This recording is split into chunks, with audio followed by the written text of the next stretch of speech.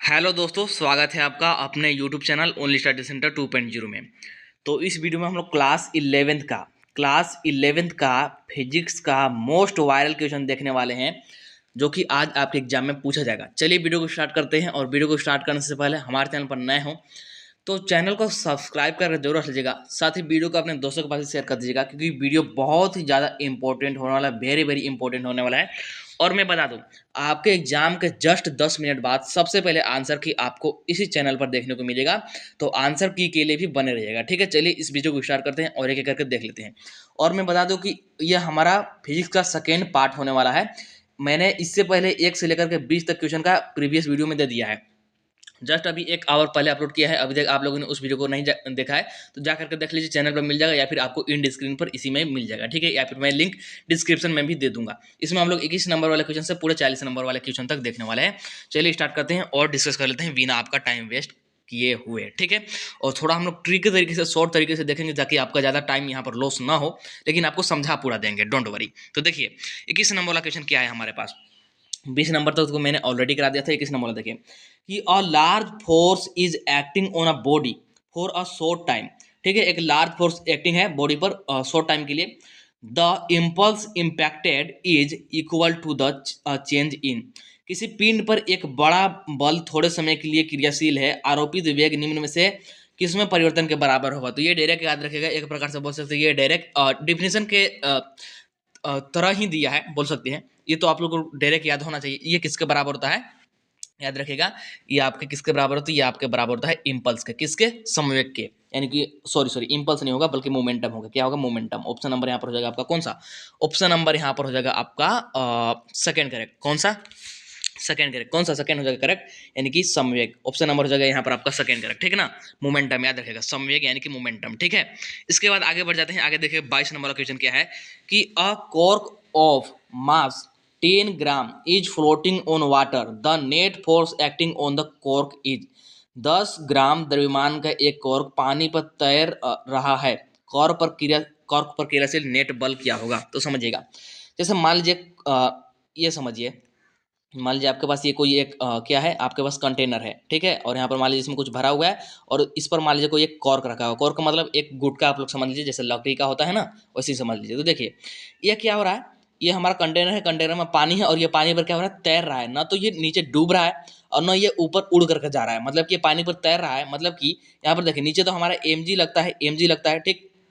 mg लगता है गुरुत्वाकर्षण पर, और ऊपर हमारा नॉर्मल फोर्स लगता है, जिसको कि हम लोग आर से डिनोट करते हैं, नॉर्मल फोर्स लगता है। मतलब कि दोनों आपस में इक्वल होंगे, तभी तो ये जो कॉर्क है ये तैर रहा है। अदरवाइज या तो ये पानी में डूब जाता, या फिर ये हवा में उड़ने लगता, ठीक ना। लेकिन ये पानी पर तैर रहा है इजीली। मतलब कि जो आपका नॉर्मल है और ये जो आपका यहाँ पर गुरुत्वाकर्षण बल लग रहा है, दोनों इक्वल है। मतलब कि अगर देखा जाए नेट बल, तो नेट बल शून्य हो जाएगा। यहाँ पर नेट बल कितना हो जाएगा, शून्य हो जाएगा। यानी कि ऑप्शन नंबर यहाँ पर हो जाएगा आपका 4 करेक्ट। समझ में आया होगा इजिली। इसके बाद देखिए 23 नंबर क्या है कि रोलिंग फ्रिक्शन आपसे पूछ रहा है कि रोलिंग फ्रिक्शन क्या होता है, कैसे होता है। तो देखिए आप लोग जानते होंगे कि जो म्यू आर होता है ये ग्रेटर देन होता है किससे, ये ग्रेटर देन होता है म्यू एस से। तो कहने का मतलब है, कहने का क्या मतलब है, यहाँ पर कहने का मतलब है, इसको हम लोग बोल सकते हैं, क्या बोल सकते हैं कि लेस देन स्लाइडिंग फ्रिक्शन होता है। जो रोलिंग फ्रिक्शन होता है ना, ये लेस होता है किससे, स्लाइडिंग फ्रिक्शन से। ऑप्शन नंबर हो जाएगा आपका फर्स्ट है, यानी कि सर्पी घर्षण से कम होता है। क्या होता है, सर्पी घर्षण से कम होता है लोटनिक घर्षण का मान, ठीक है। इसके बाद देखिए, इसके बाद 24 नंबर वाला क्वेश्चन क्या बोला, 24 नंबर वाला क्वेश्चन कि अ बुलेट ऑफ मास कितना, तो 40 gram is fired from a gun of mass 8 kg with a velocity of 800 metre per second, calculate the recoil velocity of the gun. तो देखिए आपसे क्या कैलकुलेट करने के लिए बोल रहा है, रिकॉइल वेलोसिटी कैलकुलेट करने के लिए बोल रहा है। यहाँ पर हिंदी में देखिएगा कि 40 ग्राम द्रव्यमान की एक गोली को 8 किलोग्राम द्रव्यमान की बंदूक से 800 मीटर पर सेकेंड के वेग से दागा जाता है, तो बंदूक के पीछे हटने की वेग की गणना कीजिए। बंदूक कितना वेग से पीछे हटेगा ये आपको बताना है, ठीक है ना। तो कैसे कैलकुलेट करिएगा, समझिए यहाँ पर क्या क्या आपको गिवन है, क्या क्या गिवन है। देखिएगा जरा सा देखिए, जल्दी जल्दी मैं बताता हूँ आपको। देखिए M1 आपको गिवन है, A1 आपको यहाँ पर 40 ग्राम गिवन है। मतलब कि अगर इसको कैलकुलेट मतलब कन्वर्ट करें केजी में, तो कितना आ जाएगा, 0.04 कीजिएगा, 0.04 केजी। M2 भी आपको गिवन है, M2 कितना है, M2 है हमारे पास, M2 कितना है, M2 है हमारे पास 8 केजी, ठीक है, 8 केजी। V1 आपको गिवन है, V1 कितना है, V1 है आपके पास 800 मीटर पर सेकेंड, ठीक है। आपको V2 फाइंड करना है। V2 आपको फाइंड करना है, ठीक, V2 आपको फाइंड करना है। तो देखिए क्या लगाएंगे, हम लोग जानते हैं M1 V1 is equal to क्या होता है, M2 V2 होता है, M1 V1 is equal to M2 V2। तो बस इसी को रखिए, M1 की जगह पर आपका आ जाएगा 0.04 और V1 की जगह पर आ जाएगा आपका 800 और बराबर आ जाएगा हमारा M2 कितना है, M2 है 8 और यहाँ पर आ जाएगा V2, ठीक है।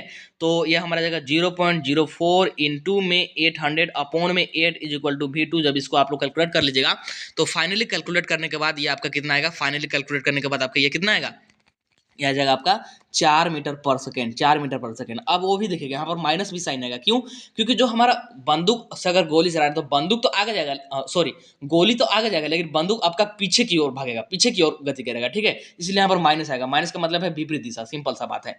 तो ऑप्शन नंबर यहाँ पर हो जाएगा आपका 4 करेक्ट। कौन सा ऑप्शन नंबर हो जाएगा यहाँ पर आपका 4 करेक्ट। इसके बाद देखिए 25 नंबर क्या है कि a block of mass M is placed on a flat surface A, ठीक है, इस a force is applied to move it parallel to the surface, the frictional force F developed is proportional to the।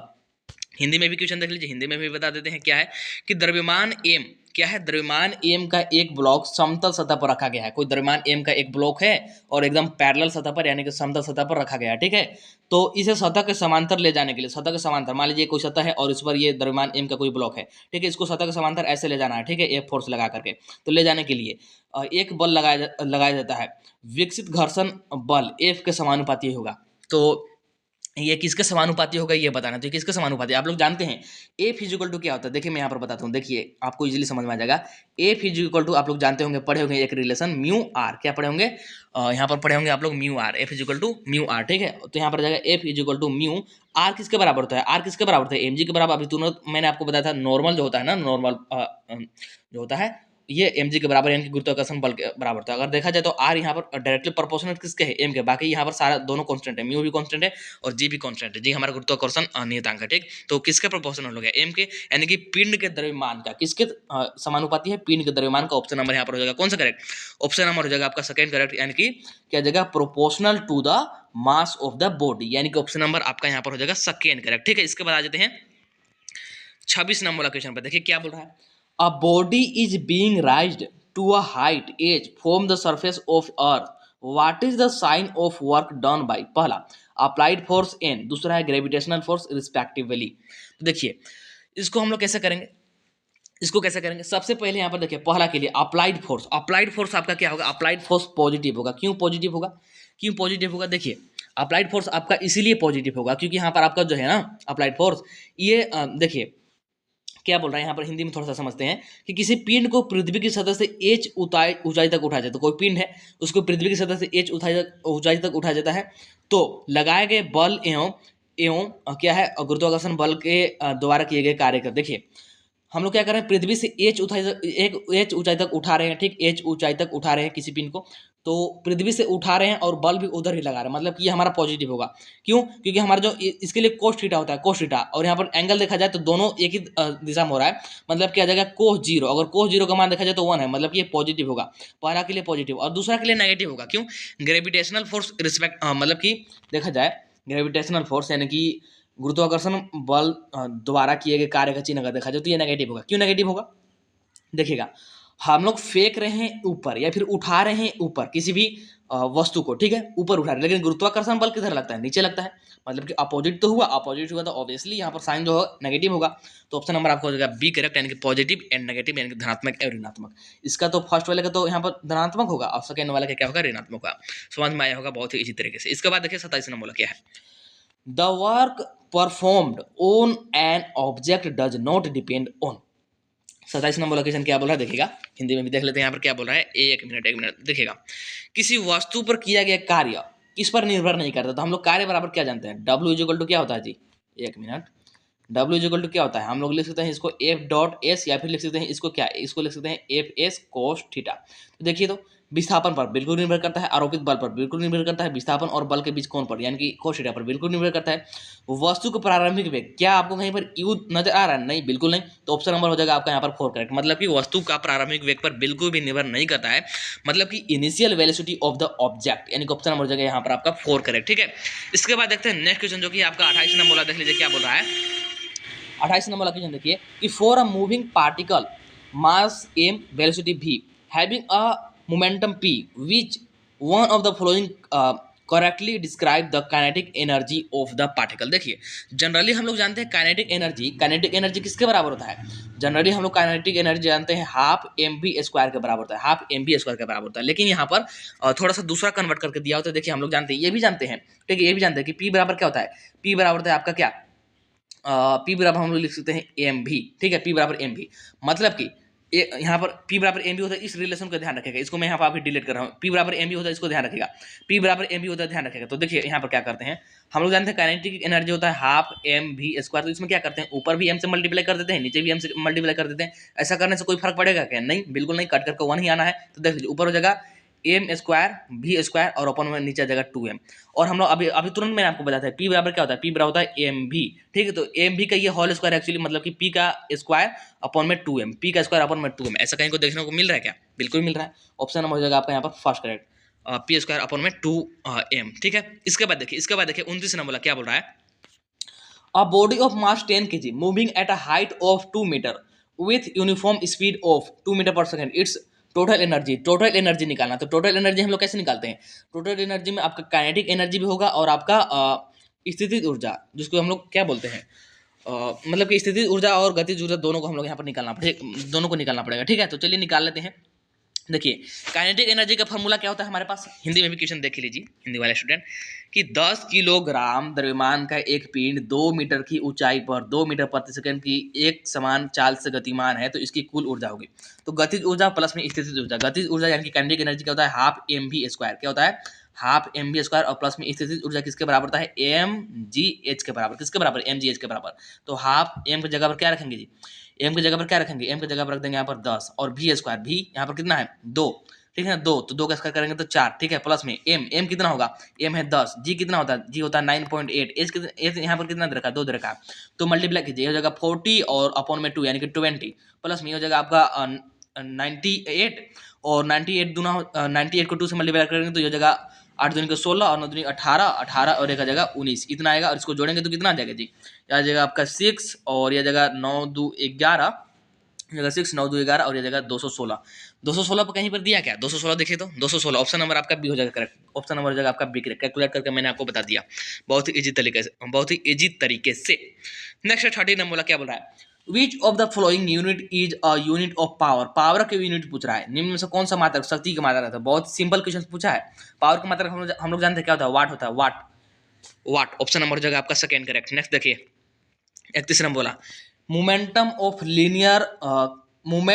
Linear momentum is, यानी कि रेखीय संयोग का आघूर्ण कहलाता है। रेखीय संयोग का आघूर्ण क्या कहलाता है, अगर रेखीय संयोग का आघूर्ण देखा जाए तो इसको हम लोग क्या बोलते हैं, इसको हम लोग क्या बोलते हैं जी, इसको बोलते हैं एक मिनट, क्या है हमारे पास, रेखीय संयोग है ना, तो रेखीय संयोग के आघूर्ण को हम लोग बोलते हैं कोणीय संयोग, क्या बोलते हैं, कोणीय संयोग, यानी कि ऑप्शन नंबर यहाँ पर जाएगा आपका फोर्स करेक्ट, यानी कि एंगुलर मोमेंटम, क्या बोलते हैं, एंगुलर मोमेंटम बोलते हैं। इसके बाद देखिएगा 32 नंबर वाला क्वेश्चन क्या बोल रहा है, कि a particle performing uniform circular motion has angular momentum L if its angular frequency is doubled and its kinetic energy half, then the new angular momentum is. तो न्यू एंगुलर मोमेंटम कितना हो जाएगा, new angular momentum इसका L 1/4 गुना हो जाएगा, यानी कि एल अपॉन 4 हो जाएगा। ऑप्शन नंबर यहाँ पर हो जाएगा आपका बी करेक्ट, ठीक है। यहाँ पे देखिए डबल हो रहा है ये और ये हाफ हो रहा है, इसलिए यहाँ पर L/4 हो जाएगा, यानी कि ऑप्शन नंबर हो जाएगा आपका सेकेंड करेक्ट, ठीक है। हिंदी में दिया गया था कि एक समान वृत्तीय गति करने वाले कण का कोणीय संवेग एल होता है यदि इसकी कोणीय आवृत्ति दोगुनी कर दीजिए, कोणीय आवृत्ति को दोगुनी कर दीजिए, दोगुना कर दिए, और इसकी गतिज ऊर्जा, उसका जो गतिज ऊर्जा है इसको आधा कर दिए, इसको दोगुना करके इसको आधा करेंगे तो ये L/4 हो जाएगा, मतलब कि 1/4 गुना हो जाता है। तो ऑप्शन नंबर हो जाएगा आपका सेकेंड करेक्ट। इसके बाद 33 नंबर वाला क्वेश्चन देख लीजिए क्या बोल रहा है, the velocity of centre of mass of the system remains constant if the total external force acting on the system is. तो हिंदी में देख लीजिए कि किसी निकाय के द्रव्यमान केंद्र का वेग नियत रहता है यदि निकाय पर कार्यरत कुल बाह्य बल कितना होगा, नियत रहने के लिए यानी कि कांस्टेंट रहने के लिए बाह्य बल कितना होना चाहिए जी, बाह्य बल कितना होना चाहिए, 0 होना चाहिए, कितना होना चाहिए, 0, यानी कि ऑप्शन नंबर कौन सा, ऑप्शन नंबर जगह यहाँ पर आपका 4 करेक्ट। इसके बाद देखिए 34 नंबर बोला क्या है, the product of movement of inertia and angular acceleration is called. तो किसका प्रोडक्ट, किसका प्रोडक्ट पूछ रहा है? The product of moment of inertia, moment of inertia जिसको कि हम लोग आई से डिनोट करते हैं, and angular acceleration, angular acceleration को हम लोग किससे डिनोट करते हैं? अल्फा से डिनोट करते हैं। तो इन लोग दोनों का प्रोडक्ट यानी कि इन लोग दोनों को मल्टीप्लाई करने पर क्या आ जाएगा? ये आता है टाउ, टाउ इसको हम लोग क्या बोलते हैं? टॉर्क बोलते हैं। ये हमारा होता है, ठीक ना। तो आई और ये अल्फा इज इक्वल टू होता है टाउ, जिसको कि हम लोग बोलते हैं एंगुलर सॉरी इसको बोलते हैं टॉर्क। क्या बोलते हैं? टॉर्क बोलते हैं। यानी कि ऑप्शन नंबर हो जाएगा आपका सेकेंड करेक्ट, ठीक है। हिंदी में देख लीजिए, जड़त्वाघूर्ण आई और कोणीय त्वरण, कोणीय त्वरण अल्फा का गुणन क्या कहलाता है? टाउ, जो कि होता है बलाघूर्ण। क्या होता है? बलाघूर्ण। यानी कि ऑप्शन नंबर हो जाएगा आपका दूसरा का करेक्ट। इसके बाद 35 नंबर वाला क्वेश्चन देख लीजिए क्या है कि moment of inertia of a solid sphere of mass m and radius r about the diameter is. तो एक ठोस गोला जिसका द्रव्यमान m और त्रिज्या r है के व्यास के सापेक्ष जड़त्वाघूर्ण, याद रखेगा व्यास के सापेक्ष जड़त्वाघूर्ण किसका? ठोस गोला का। तो कितना होता है? 2/5 mr², यानी कि ऑप्शन हो जाएगा आपका फर्स्ट करेक्ट। याद रखने वाली ये सारी बातें होती हैं, ठीक है। इसके बाद देखिए 36 नंबर बोला कि वर्क इज रिप्रेजेंटेड बाय, बहुत सिंपल क्वेश्चन। वर्क को दर्शाया जाता है हम लोग W इज इक्वल टू क्या लिखते हैं? F.S लिखते हैं। तो ऑप्शन हो जाएगा आपका यहाँ पर थर्ड करेक्ट, ठीक है। इसके बाद देख लीजिए नेक्स्ट क्वेश्चन जो कि है 37 नंबर बोला, क्या बोल रहा है?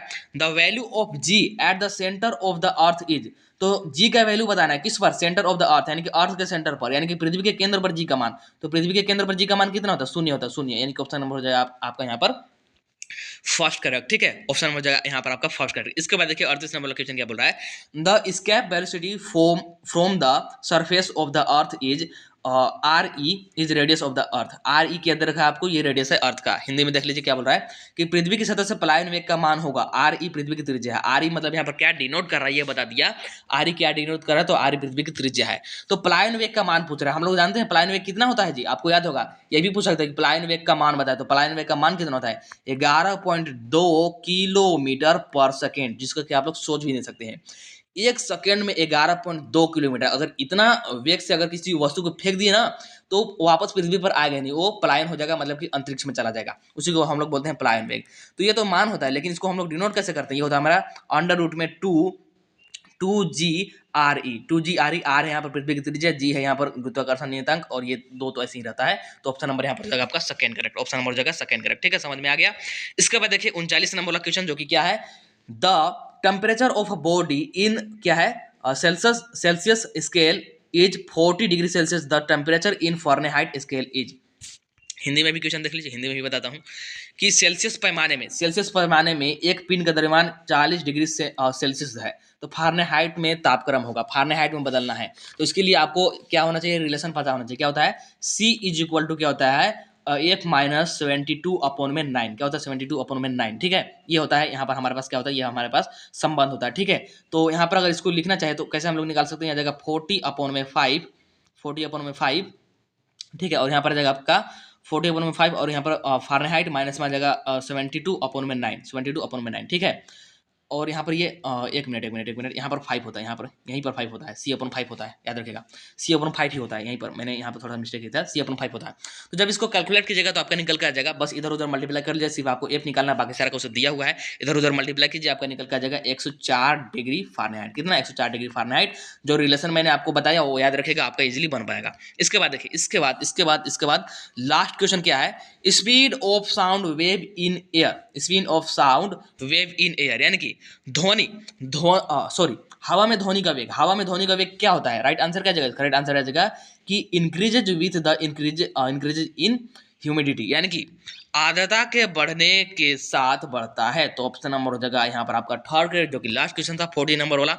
तो आई थिंक आपको वीडियो पसंद आया होगा। वीडियो पसंद आए हो तो वीडियो को लाइक कर दीजिएगा, चैनल को सब्सक्राइब करके रख लीजिएगा, और आंसर के लिए जरूर बनेगा। अभी आपको एक केमिस्ट्री का और वीडियो मिलेगा, तो उसके लिए भी वेट कीजिएगा थोड़ा सा।